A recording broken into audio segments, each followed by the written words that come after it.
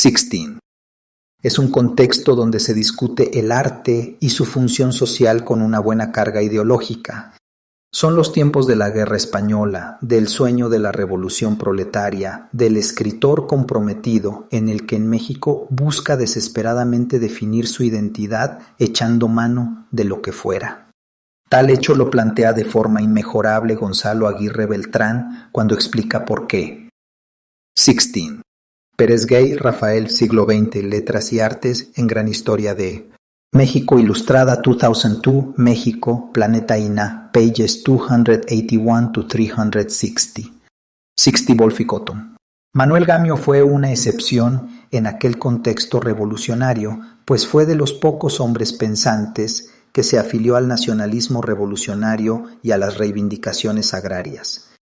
Así afirmaba Aguirre Beltrán.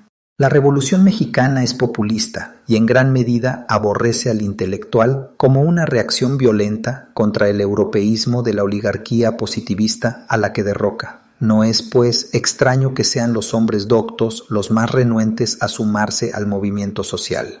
Este nace impregnado de un nacionalismo exultante, pero intransigente, que opone a lo extranjero occidental los calores de las culturas nativas originalmente americanas, apasionada, fanáticamente idealizados.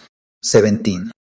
Claro es que en la polémica literaria no necesariamente se trata de la corriente positivista. Sin embargo, me parece que aparte de una crítica a estilos artísticos europeos, hay también un reclamo de militancia revolucionaria.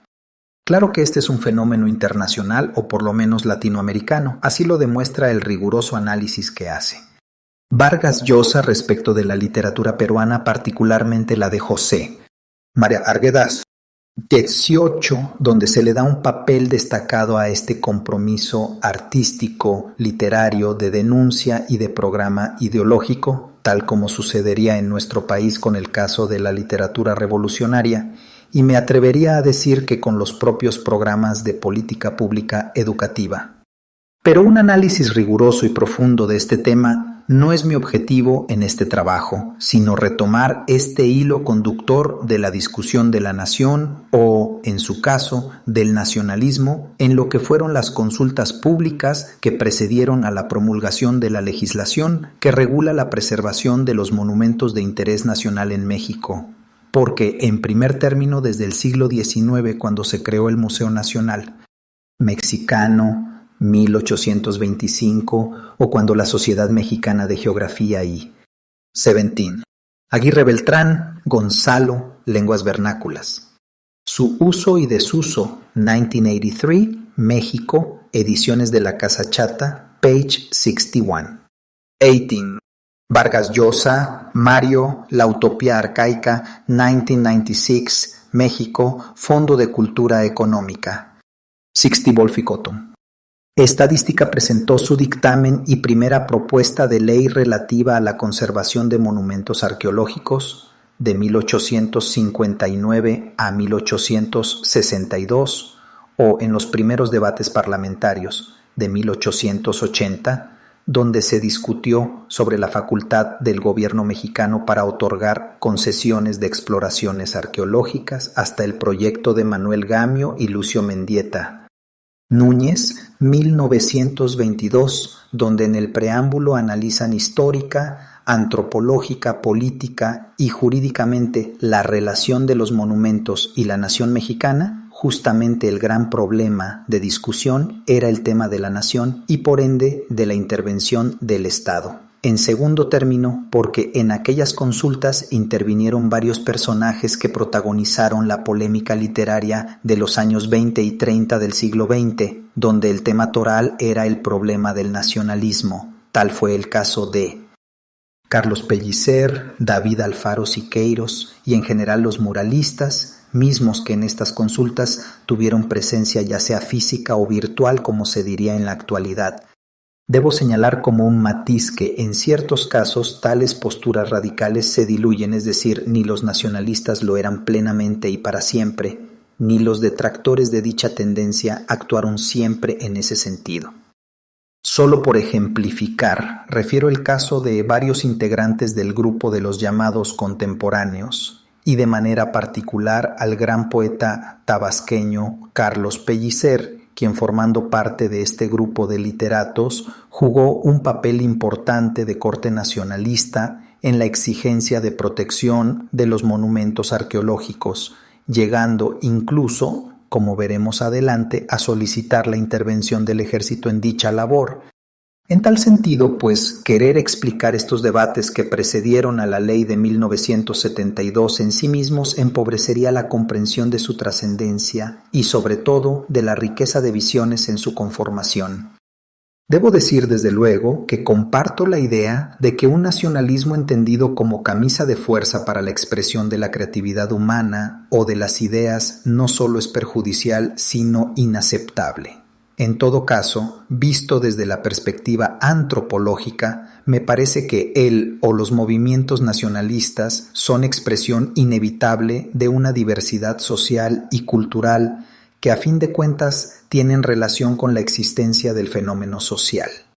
Sixty Bolficotto, no político de la nación, siendo esta última la que importa, en la idea de que dicho sujeto colectivo justifica el interés público y el general como supuestos filosóficos construidos históricamente y como verdades jurídicas, y eso es uno de los elementos torales que fue discutido en aquellas consultas públicas.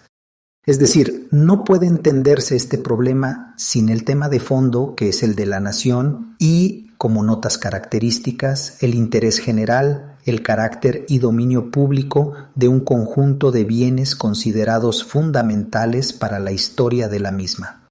Siendo así, parto de la concepción de la nación como una comunidad de origen y destino, como una unidad, no uniformidad, que se construye de la diversidad de sus culturas y sectores sociales, quienes han asumido un pasado común y enfrentan el desafío de la construcción de su proyecto futuro, lo cual incluye coincidencias y divergencias, consensos pero también disensos, conflictos y tensiones.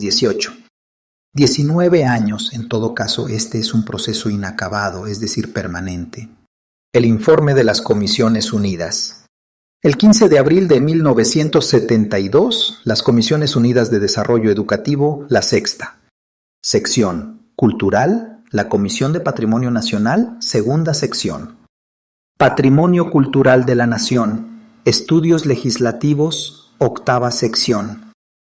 Asuntos Generales propusieron al Pleno de la Cámara de Diputados modificaciones al dictamen que había sido presentado el 28 de diciembre. 1971.19. 20. Es preciso hacer referencia a que las propuestas de cambios al dictamen de dichas Comisiones Unidas estuvo fundado en las consultas que aquellos órganos legislativos llevaron a cabo, mismas que a su vez tuvieron como origen la participación activa fundamentalmente del Colegio Mexicano de Antropólogos, así como de la acción colectiva de personajes de la vida. Nintin. La base conceptual de esta idea está contenida en la obra de Otto Bauer, edición de 1979 de siglo XXI, quien superó por mucho desde principios del siglo XX la idea de naciones fincadas en originalidades, parentescos y demás factores uniformes, además de ser la primera gran obra sistemática que aborda el tema de la nación. 20. Cotton Bolficotto, page 315. Sixty Bolficotto artística y de otras disciplinas como la arquitectura y el derecho. Pero dichas intervenciones activas de aquellos profesionistas y artistas fueron provocadas por el escándalo que generó un cambio de actitud radical del gobierno federal, quien a raíz de la reacción de los coleccionistas privados en contra de la ley de 1968 elaboró un nuevo proyecto de ley que en el ámbito del coleccionismo privado resultaba ser generoso, a diferencia de la legislación citada. De hecho, hubo una comisión que, al evaluar la Ley del Patrimonio Cultural promulgada en 1968, recomendó que se publicara aquella, lo que sucedió hasta 1970. Es pertinente aclarar que, independientemente de la recomendación de dicho grupo, en realidad el Ejecutivo estaba obligado legalmente a publicarla, más aún si pensaba presentar una nueva iniciativa en esta materia y, en su caso, derogarla o abrogarla. De lo contrario, habría dado lugar a una controversia constitucional. Entiendo que esa comisión elaboró el nuevo proyecto de ley, mismo que reconocía nuevamente el coleccionismo particular, sobre todo de bienes arqueológicos, entre varias concesiones más, y ponía en tela de juicio el interés público y el carácter educativo de los mismos. Aquella comisión estuvo encabezada por José López Portillo e integrada por Bernardo Sepúlveda Amor y Enrique Loaesa Tovar. La comisión contaba a su vez con una especie de consultores que fueron Horacio Quiñones, Raúl Cacho, Mario Pani, Enrique de la Mora, José Reyes Mesa, Jorge L. Tamayo, Daniel Rubín de la Borbolla, Manuel Porrúa, Josué Sáenz, Ricardo Hecht, Ignacio Rubio Mañe. Jesús A. Arroyo Moreno y Luis Ortiz Macedo, 21. Alberto Hernández afirma que la Comisión de Desarrollo Educativo de la Cámara de Diputados decidió que la iniciativa de ley no fuera debatida y comentada. 21. Es preciso decir que el historiador Alberto Hernández Sánchez dedicó una parte de su tesis profesional a este tema y a su vez escribió un artículo en el mismo sentido.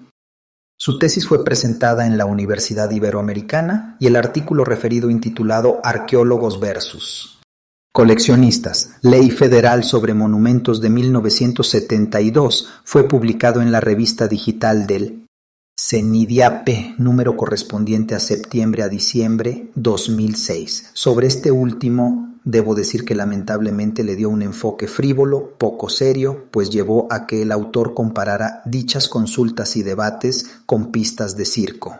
Desde luego que es su enfoque y visión muy respetables, pero desafortunado abordaje en mi concepto. Sixty Bolficotom solo por los miembros de la misma, sino que la opinión pública debía participar mediante una discusión abierta. 22. De hecho, el periódico Excelsior publicó el 5 de enero de 1972 declaraciones del diputado Alejandro Peraza Uribe, anunciando la decisión de su comisión legislativa de convocar a distintas personalidades a opinar sobre la iniciativa de ley federal sobre monumentos arqueológicos, artísticos e históricos y zonas monumentales, misma que les había enviado el Ejecutivo. Pero este hecho descontextualizado daría la impresión de que las consultas públicas fueron una concesión graciosa del legislativo, cuestión que desde luego no fue así por las siguientes razones. Ya en 1954 se había creado la Asociación Mexicana de Antropólogos Profesionales, que se transformó formalmente en el Colegio Mexicano de Antropólogos, institución que logró por la vía judicial, mediante el juicio de garantías en 1959, que fuera reconocida la antropología como profesión en México, y en sus estatutos estableció trabajar por la preservación de los monumentos arqueológicos e históricos. En esa línea vendría a jugar un papel determinante en esta coyuntura. En una larga conversación con el doctor Julio César Olivé, en sus últimos años de vida, uno de los fundadores de dicho colegio y protagonista en las consultas públicas, me relató que se habían enterado por la vía de los hechos del envío de aquel nuevo proyecto de ley sobre monumentos, trabajado ocultamente por la comisión arriba mencionada, cuestión que les llevó como colegio a intervenir de manera inmediata. La intervención de este órgano colegiado fue a través del subsecretario de Gobernación José Rivera Pérez Campos, a quien se le explicó lo grave del contenido de aquel nuevo proyecto de ley sobre monumentos, el cual ponía en peligro el ejercicio soberano del Estado mexicano sobre aquellos bienes, su preservación en el país y su carácter público. 22. Hernández, Alberto, Arqueólogos versus Coleccionistas, Ley Federal sobre Monumentos de 1972, en revista digital del CENIDIAP, 2006, México, número correspondiente a septiembre-diciembre, páginas 7 a 8. Sixty Bolficotom. De hecho, existen dos documentos, el primero fechado a mano el 22 de diciembre de 1970 y con papel membretado de la Presidencia de la República. 22. 23. Uno de ellos hace una especie de resumen del contenido de aquel nuevo y oculto proyecto de ley encaminado a sustituir a ley aprobada por Congreso de la Unión. De aquellos aspectos rescato uno que me resulta relevante. Dicho documento deja claro que los motivos políticos por los cuales se retrasó la promulgación de la ley de 1968 fueron dos. Uno de ellos fue la inconformidad y críticas de los coleccionistas privados encabezados por Josué Sáenz, quien después sería uno de los miembros de la comisión organizada por la Secretaría Particular de la Presidencia y consejero de José López Portillo en este campo. El otro motivo consistía en el temor de que la promulgación de aquella Ley Federal del Patrimonio Cultural entorpeciera los trámites del acuerdo bilateral que se estaba negociando con el gobierno norteamericano para rescatar joyas arqueológicas. En ambos casos, decía aquel documento, la gravedad ya había pasado. Un segundo documento, fechado el 16 de julio de 1969 y enviado por el licenciado José López Portillo, subsecretario de Gobernación, expresaba en sus numerales 1 y 2 que aquella ley resultaba ser inconstitucional, pues no se apegaba a las facultades de la fracción 25 del artículo 73. En segundo término, señala que dicho instrumento legal limitaba en forma excesiva el régimen de propiedad, limitando al dueño de la facultad de disponer de su propiedad. Tal circunstancia derivaba del hecho de que aquella ley consideraba como bienes de dominio público los bienes con valor cultural 24. Como puede verse, la SEGOV sabía plenamente del asunto y fue por esta vía. El reclamo de los profesionales de la antropología, que intervino prácticamente retractándose el ejecutivo de aquel proyecto, lo cual en buena medida llevó a que los legisladores, a quienes también se les persuadió de aquel asunto, decidieron llevar a cabo las consultas públicas. 23. Puede consultarse este documento en el Archivo General de la Nación. Agnané, Galería de Presidentes, Grupo Documental Luis Echeverría, Caja 34. 24. Idem. Sixty Wolf y Cotomismas, que tuvieron como a uno de sus protagonistas precisamente al Colegio Mexicano de Antropólogos por medio de varios de sus miembros, pero en el anuncio que hacía el diputado Peraza Uribe, arriba referido, confirmaba también la participación de Carlos Pellicer, Rufino Tamayo, David Alfaro Siqueiros and José Luis Cuevas, recognized plastic artists, although also controversial in several of their actions. Es aquí donde tiene relación el antecedente de la polémica literaria y el nacionalismo mexicano con este instrumento jurídico, su objeto tutelado y los personajes que intervendrían, reviviendo incluso aquella visión del nacionalismo cultural mexicano que incluso pensaba que el sistema socialista resolvería en términos de recoger y prohibir rotundamente aquellos tesoros. En mi concepto, la exigencia al Estado mexicano de proteger jurídicamente aquellos bienes culturales trascendía por mucho la coyuntura de dicho nacionalismo cultural emergido del declive del porfiriato, pues, como se ha demostrado, sus antecedentes se remontan al siglo XVIII, teniendo continuidad y no ruptura con el siglo XX, de tal manera, pues, que en todo caso fue un factor más que se sumó a la experiencia histórica como país. Algunos acontecimientos inmediatos. El gran ausente en los debates de la Cámara de Diputados, el maestro Antonio Castro Leal, publicó un artículo el 5 de enero de 1972, escrito como una especie de guión de teatro con dos personajes ficticios que eran Juan y Pedro. En él expresaba la visión que aquel personaje forjador de instituciones educativo-culturales, conjuntamente con el grupo de los ateneístas, tenía de la Ley Federal del Patrimonio Cultural publicada en 1970. De la lectura de dicho texto se entiende que Castro Leal estaba de acuerdo con lo que aquella ley establecía en lo que se refería a la defensa y conservación de los monumentos arqueológicos coloniales e históricos. 60. Wolf y Cotton. Los lugares pintorescos o de belleza natural en las ciudades, villas o pueblos, en su trazo y peculiaridades mismos que se relacionaban con sus tradiciones y costumbres. Era claro el valor que le daba a dicha ley, misma que emanaba de la reforma constitucional que él mismo con otros legisladores habían logrado en 1966, facultando al Congreso a legislar sobre aquellos bienes, excepto lugares de belleza natural y lugares pintorescos. Por ello resultaba contundente el juicio que expresaba en relación con aquella cuando afirmaba que era la primera ley federal y por lo tanto resultaba necesario que la Federación impidiera los desmanes que durante mucho tiempo habían perpetrado gobernadores ignorantes y voraces. Pero también expresaba objeciones a aquella norma legal. Objetaba, por ejemplo, las disposiciones que establecían una situación especial para los bienes muebles de propiedad particular dignos de ser adscritos al patrimonio cultural de la nación. Cuestionaba la dificultad de registrar en todo el país los bienes muebles de valor cultural, procedimiento establecido en el artículo 63 de la ley en comento. Sobre esos mismos bienes criticaba además las limitaciones a la propiedad, lo cual restringiría su adquisición. Por tal razón, afirmaba que aquella ley resultaría contraproducente, pues impediría que dicho patrimonio se acrecentara.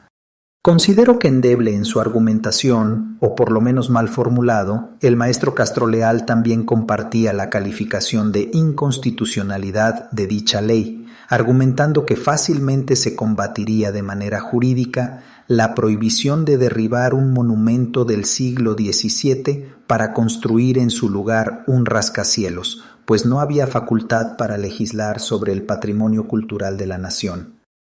De la misma manera, cuestionaba la limitación de derechos que la ley imponía a los propietarios de bienes muebles, considerándolo una especie de despojo.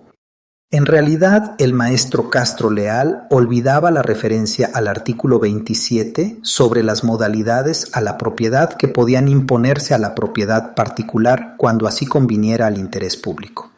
Un aspecto último que me parece importante rescatar de aquel escrito del maestro Castroleal es una afirmación que hacía en el sentido de trabajar con los particulares para que ellos se comprometieran con la preservación del Sixti Bolficotum patrimonio cultural y no caer en una especie de odio a la propiedad privada.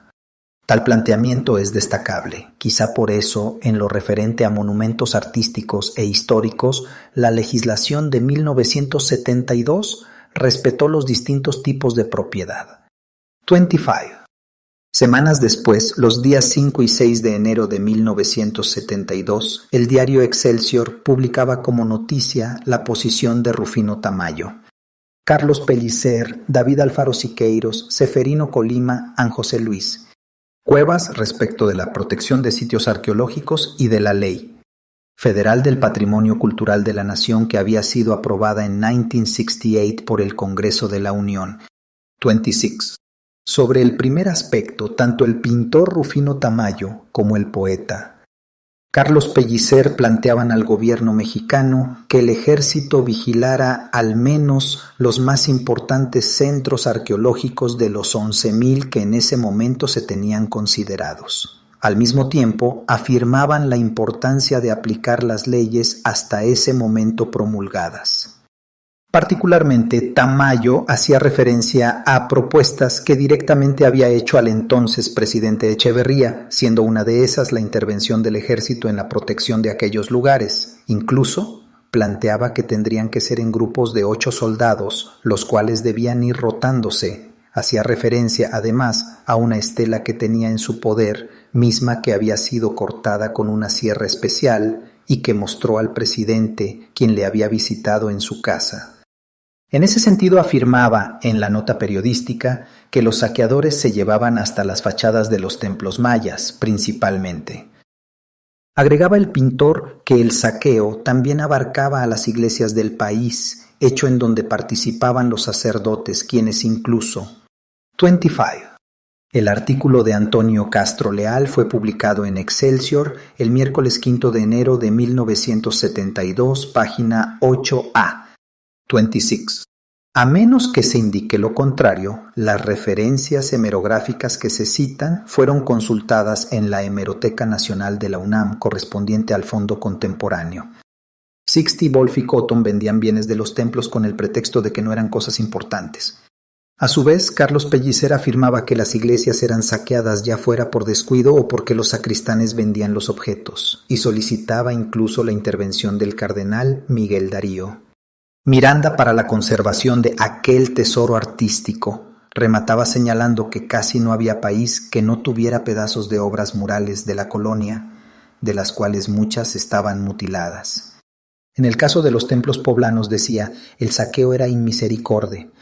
Por su parte, el pintor Ceferino Colima afirmaba que había una disposición que permitía a los viajeros llevar fuera del país copias de joyas artísticas. Sin embargo, preguntaba, ¿cómo podía un agente aduanal identificar entre una copia y un original? En su caso, Siqueiros afirmaba que dentro del sistema capitalista era imposible evitar las colecciones particulares. Ante tal circunstancia, expresaba su esperanza de que se estableciera un sistema socialista, que era el único, decía, capaz de recoger y conservar el acervo artístico de un país. Sobre el mismo tema del saqueo, José Luis Cuevas aseguraba, por un lado, que 90% del saqueo iba a dar al extranjero, pero por otra parte señalaba que también debían abordarse otros problemas. Por ejemplo, el hecho de que las autoridades otorgaban pocas facilidades para el intercambio artístico con otros países o que debían darse facilidades a los coleccionistas particulares mexicanos para que adquirieran piezas de otros países para enriquecer los museos privados. 27. Por su parte, Arturo Arnaiz y Freg, columnista de aquel mismo periódico, escribía un artículo sobre el tema. 28 en una posición aparentemente imparcial, aunque era clara su apología de los coleccionistas particulares. Llama la atención el hecho de que hacía referencia a dos temas que habían sido señalados por los artistas arriba mencionados. Por un lado, la idea de 27. 26 Excelsior, 5 and 6 of January 1972 pages, 24 y 31A respectivamente. 28, 27 Excelsior, the 7th of January 1972, page 7A. 60 Wolfi Cotton Mayor, seguridad en inmuebles museísticos y bibliotecas que resguardaban bienes nacionales y, por otro, la participación del clero en el tráfico de bienes en templos o conventos, como libros, altares e imágenes que desde el siglo pasado habían sido declarados propiedad de la nación. También hablaba de acciones destructivas por parte de eclesiásticos de la nueva ola. 29. A semejanza del movimiento iconoclasta francés. Por otra parte, hacía una especie de crítica a la disposición referente al derecho que tenía el Estado del movimiento denominado Teología de la Liberación.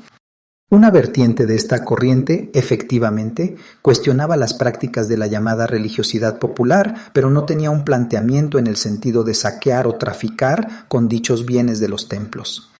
En realidad, podía haber sido cualquier miembro del clero que viera en ello un negocio prominente, tanto por cualquier acto de traslación de dominio de un bien que estuviera adscrito al patrimonio cultural de la Nación 29. 30. En aquel contexto, el entonces director del Instituto Nacional de Antropología e Historia, arquitecto Luis Ortiz Macedo, denunciaba el saqueo y tráfico de joyas arqueológicas. Decía que diversas piezas arqueológicas habían sido sacadas del país y rematadas en el extranjero por un valor de $300 millones solo en el año de 1971, más aquella cantidad de objetos que se quedaban en manos de particulares que no entraban en los remates. Tales datos habían sido obtenidos de varios países, entre ellos Japón y Estados Unidos, y agregaba que, de acuerdo con información de la Procuraduría General de la República, aquellos bienes eran sacados del país por barco, tráileres y avionetas, ya fuera como contrabando o como homenaje de caza. Por esta circunstancia pensaba que, a partir de la existencia de una nueva ley, se buscaba dar mayor protección a dicha. Riqueza insustituible 30. 31. 29. Infiero que se refería a un sector del clero que simpatizaba con los movimientos revolucionarios latinoamericanos que habían conformado el 30. Aunque no lo citaba correctamente, se refería a la fracción B del artículo 22 de la ley de 1968, CFR. Olivet y Cotton, 2000, Volume 3, page 314. 31. Excelsior, the 8th of January 1972, page 12a. 60 Bolficotum. Pero en aquellas declaraciones, el director general del INAH hacía referencia a dos temas más que resultaban relevantes en dicho contexto. Por un lado, se refería a la situación del instituto, señalando sus limitaciones en términos de recursos y personal, pues contaba entonces con 1,100 trabajadores, con un presupuesto de 28 millones de pesos, lo cual en ambos rubros era insuficiente para vigilar y preservar las 60,000 zonas arqueológicas que en ese momento se tenían calculadas. Debido a ello, se había solicitado la intervención del ejército con la idea de realizar rondines que evitaran el tráfico de aquellos bienes. Por otro lado, afirmaba que para la protección de esos tesoros arqueológicos se contaba ya con una nueva ley que había sido elaborada por una comisión intersecretarial con la participación de la Secretaría de la Presidencia, la Procuraduría General de la República, CEPANAL. Se refería a la Secretaría del Patrimonio Nacional, Secretaría de Educación Pública, Secretaría de Gobernación, Instituto Nacional de Antropología e Historia y el de Bellas Artes 31. 32. Según el arquitecto Macedo, aquella ley, en realidad era un preproyecto de ley, buscaba sanciones más severas y estimular la participación civil. 33. Sobre el tema del saqueo al que habían hecho referencia el arquitecto Ortiz, Macedo y los artistas antes mencionados, el magistrado Frank Baskin había ordenado por esos días la integración de un jurado para que investigara el caso de objetos arqueológicos robados de México.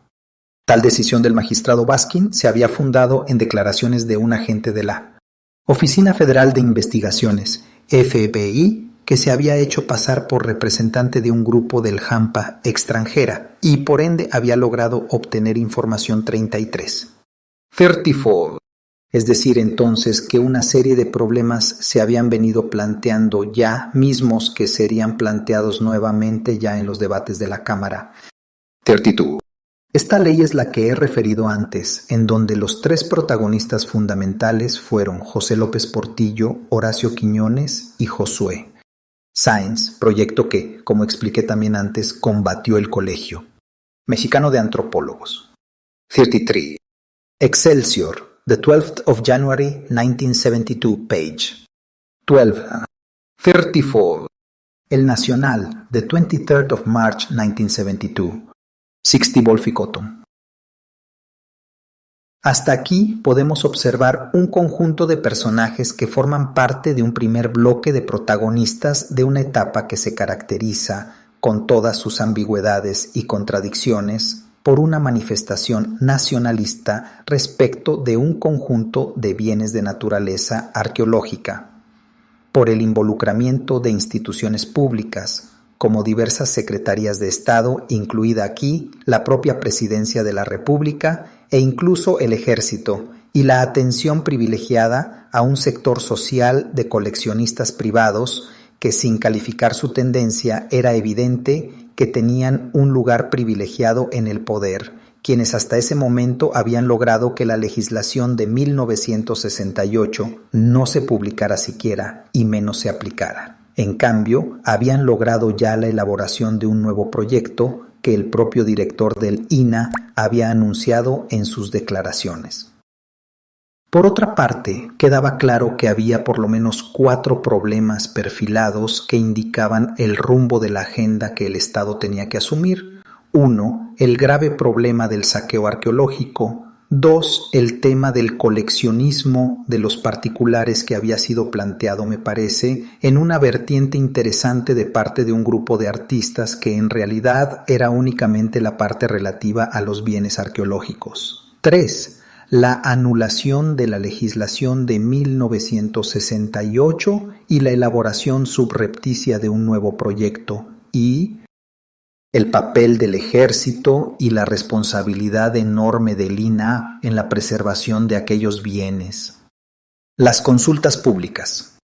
Siendo así, entonces entramos directamente al hecho mismo de las consultas públicas, en donde, además de encontrar en la esfera del debate, por un lado, a varios de los artistas que originalmente en el contexto inmediato habían puesto el tema del saqueo y la participación del ejército sobre la mesa, por otra parte van a sumarse a esta discusión organizaciones de profesionales como el Colegio Mexicano de Antropólogos, que en realidad había sido quien había logrado que el tema se ventilara públicamente en términos de su concreción en un instrumento legislativo.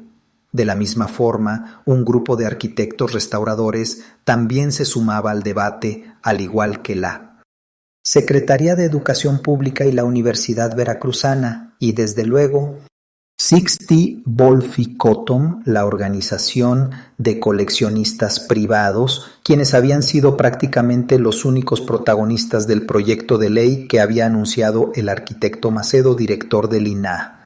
Como he anticipado, encontramos un conjunto de elementos que augurarían un debate intenso, de orden ideológico, de carácter histórico, científico, disciplinario, en términos de conocimiento. Pero como en todas las esferas de acción humana, también hay revanchas, corajes y envidias, que son expresiones del sentimiento humano, de los que casi nunca se habla y que en diversas ocasiones son determinantes para adoptar uno u otro criterio y así inclinar la balanza para resolver un problema de orden público en donde el protagonista final es el Estado. Así pues, destacó de manera general los temas que fueron abordados en dichas consultas públicas, señalando quiénes fueron sus proponentes y el resultado de cada uno de estos temas en cuanto a su inclusión o no en el marco legal, para luego dar paso a una aproximación en el conocimiento de los personajes que participaron en aquellas discusiones.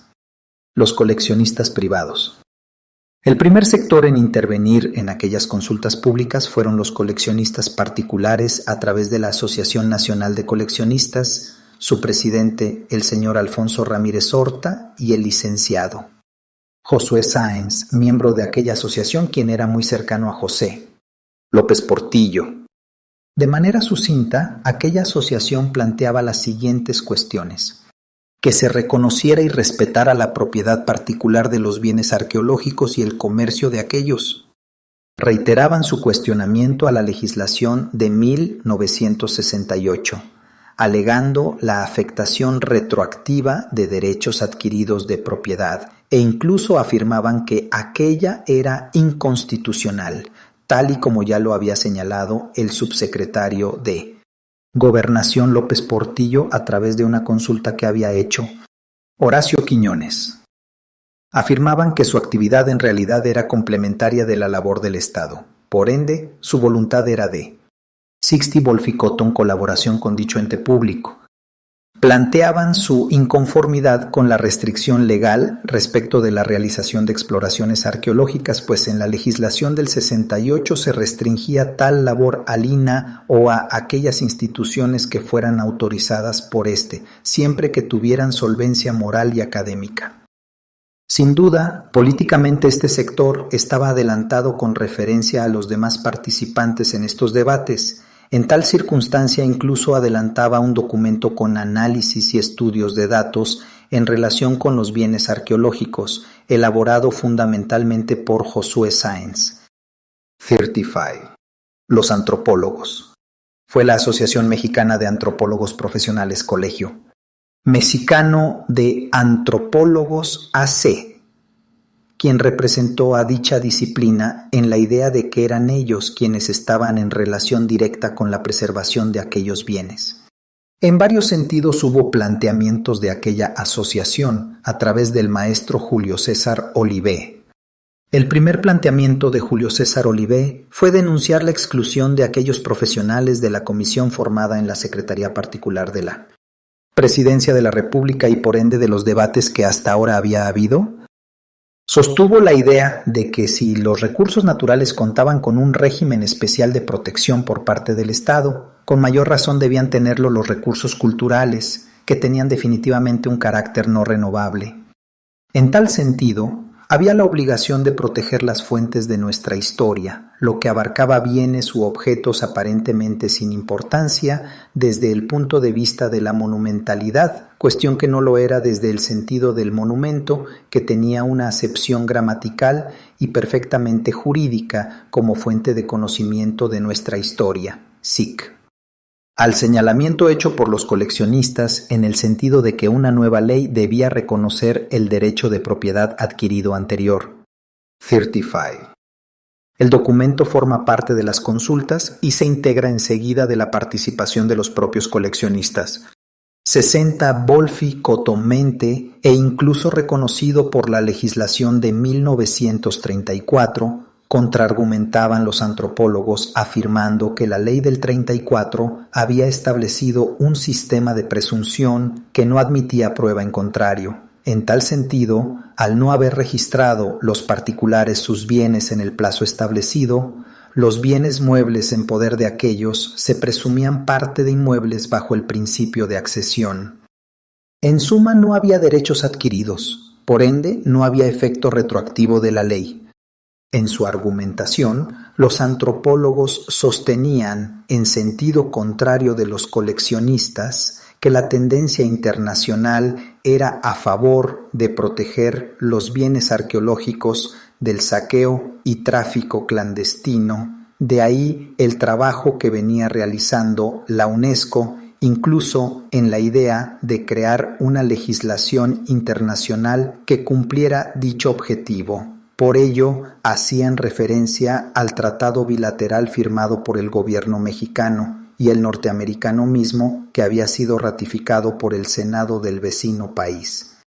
A diferencia del discurso disperso y desparpajado de los coleccionistas, quienes habían definido su posición, el planteamiento de los antropólogos era claro y sólido en su argumentación jurídica, antropológica e histórica. Pienso que, como se verá al final, aunque poco reconocida la intervención de los maestros Olivé, Litvak, Rábago, Williams y Aguirre Beltrán, serán ellos los que a fin de cuentas sostuvieron el espíritu y contenido de la legislación que de ahí surgiría, particularmente la referente a la sistemática jurídica que planteó el maestro Olivé. Cabe destacar otras aportaciones importantes.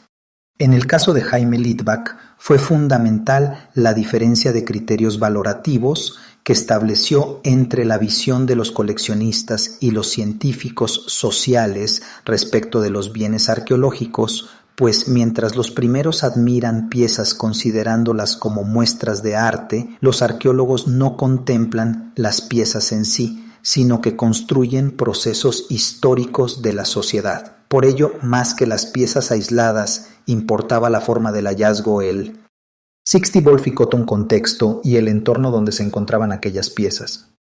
En suma, la arqueología trataba de la cultura, no de piezas.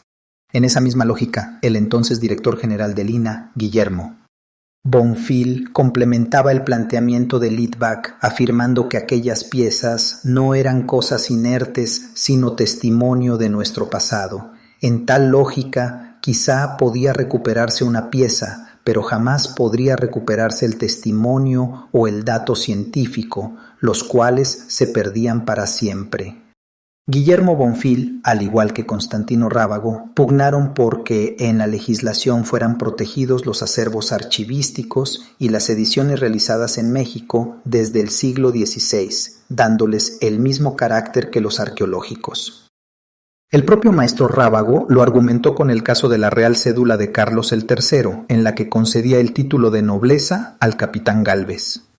Por su parte, el maestro Román Piñachán planteó elementos claros que, desde mi perspectiva, darían origen a la creación de los centros regionales del INAH, pues propuso que debía dividirse el país en regiones para poder ser atendidos por el instituto. Sabemos que esta idea la implementó Guillermo Bonfil, con el antecedente de los institutos estatales de antropología que eran manejados por convenios con las entidades federativas. Claro, más tarde, ya en la administración de la directora Teresa Franco, fueron creados los centros INAH en cada estado, debido a la enorme complejidad de las problemáticas locales respecto de la preservación de aquellos monumentos. Pienso que a Piña, Chan y a Olivé se les debe la inclusión en la ley ahora vigente de la obligación de las empresas paraestatales, como Pemex y CFE, entre otras, de contar con antropólogos profesionales en la realización de obras. Claro está que con el tiempo esto no solo no es cumplido a cabalidad, sino que ha significado fuertes tensiones con el instituto, no tanto por presión de parte de dichas empresas estatales, sino muchas veces por burocracia inoperante del propio INAH y por hechos de corrupción. Sixty Wolf y Cotton. Dos posturas en la misma lógica son destacables. Por un lado, Jorge Williams, portavoz de la Universidad Veracruzana, y Gonzalo Aguirre Beltrán, entonces subsecretario de Cultura.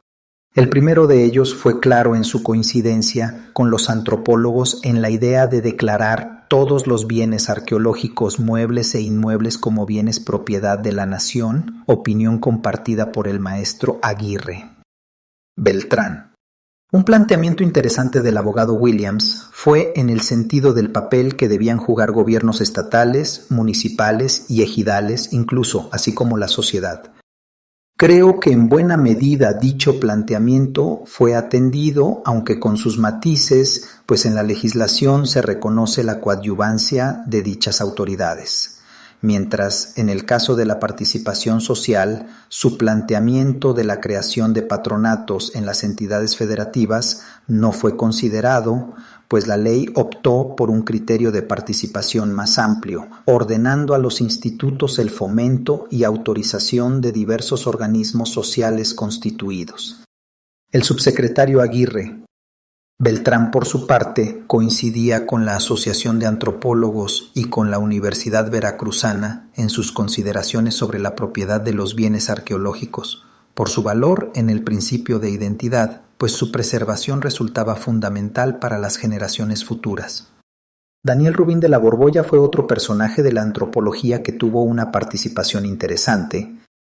Su presencia resultaba relevante, pues él había formado parte de la multicitada Comisión Revisora de la Ley de 1968, que había sido presidida por José López Portillo y que había organizado la Secretaría de la Presidencia de la República.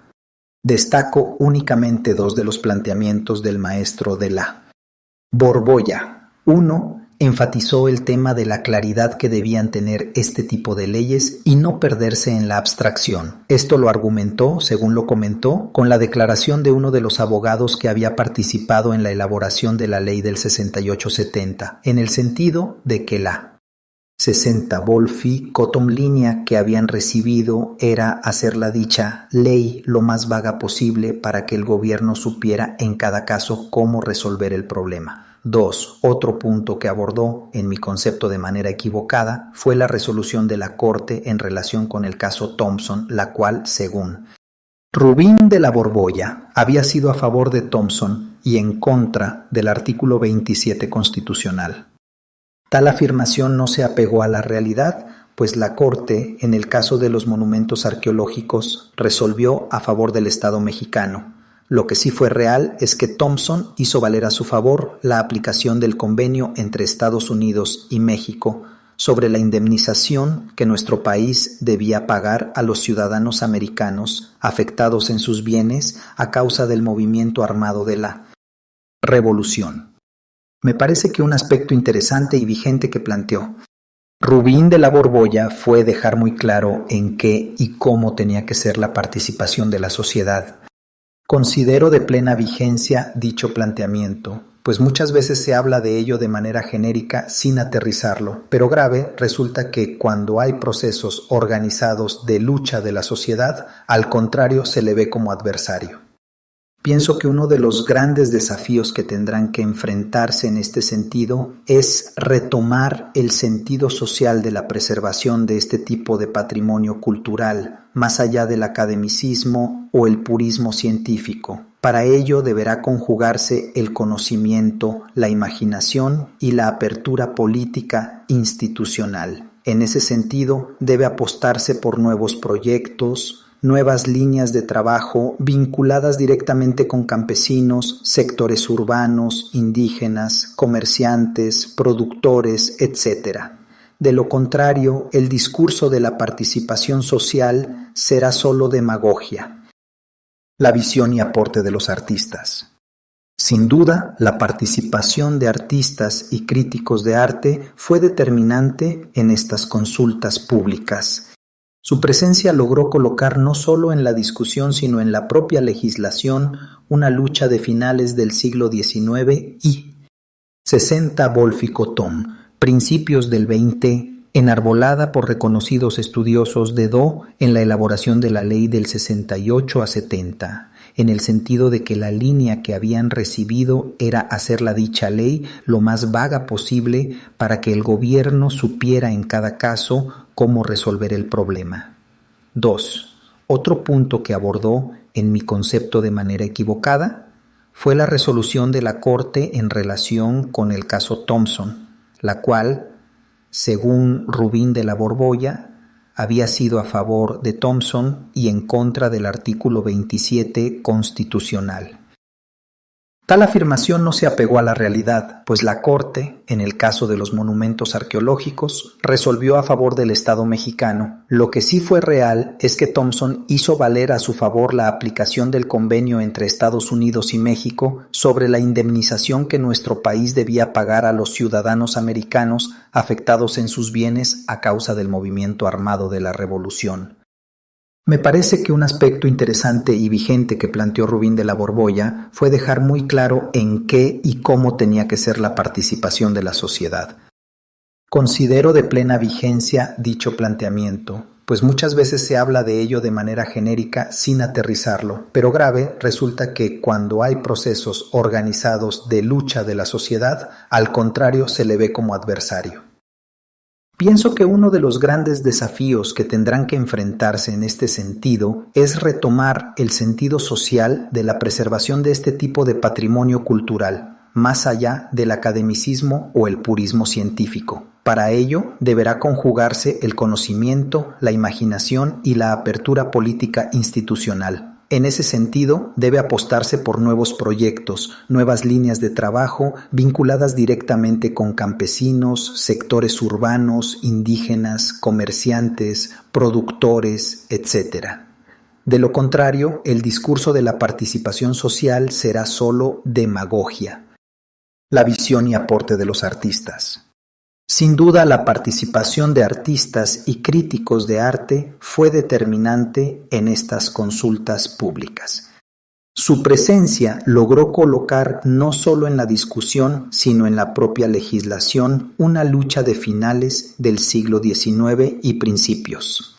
60 Volficotón del 2020, enarbolada por reconocidos estudiosos de tema. Entre ellos estuvieron Genaro García, Antonio Cortés y Nemesio García Naranjo. Tal lucha buscaba el compromiso legal del Estado mexicano en la preservación de este tipo de creación cultural. Pero también la participación de aquella corriente de pensamiento estableció la clasificación de bienes culturales artísticos con una característica relevante de carácter estético que, como se explica en la exposición de motivos de la ley que surgió de estos debates, de ninguna manera son históricos, sino que son una variante de estos. Cierto es que, aun siendo estos bienes de un origen más contemporáneo, no es suficiente su protección en comparación con el amplio universo de bienes para ello, como se ha cuestionado. 36. Claro que en ese sentido la pregunta sería si todo tendría que ser responsabilidad y competencia del gobierno federal. De hecho, no es así, pues las entidades federativas, aunque tenue y deficientemente, participan en dicha labor, algunas más que otras. Pero volviendo al tema de las consultas públicas, destaco algunas participaciones. En primer término intervino la maestra Raquel Tibol, crítica de arte. Uno de sus aportes fue la incorporación en la ley para el caso de los monumentos artísticos de una comisión que normara o aconsejara al presidente de la República o al secretario de Educación sobre la expedición de declaratorias de monumentos artísticos, así como también la idea de establecer comisiones y normar la expedición de certificados de autenticidad de obras de arte, pues se había convertido ese tema en un asunto familiar.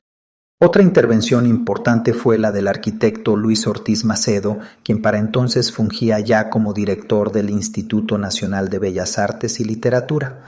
El arquitecto Ortiz Macedo retomó el planteamiento de Raquel, Thibault dándole un carácter más formal. Así, entonces, propuso crear la Comisión Nacional de Zonas y Monumentos Artísticos, misma que ahora se 36.